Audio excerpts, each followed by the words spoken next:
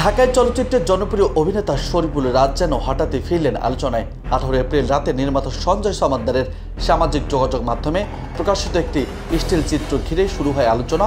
অনেকটা সময় আড়ালে থাকা রাজকে এভাবে ফিরে আসতে দেখে উচ্ছ্বসিত ভক্তরা। পরিমণির সঙ্গে ব্যক্তিগত জীবনে টানাপোড়েন ও নানা বিতর্কের পর থেকেই সবিজে অনিয়মিত হয়ে পড়েন রাজ। সবশেষ তাকে দেখা গেছে ওমর সিনেমায়। এরপর দীর্ঘ সময় কোনো সিনেমায় দেখা যায়নি তাকে। তবে নির্মাতা সঞ্জয় সমাদ্দার জানালেন, রাজ বর্তমানে তার পরিচালিত নতুন সিনেমা ইনসাফ নিয়ে ব্যস্ত সময় পার করছেন।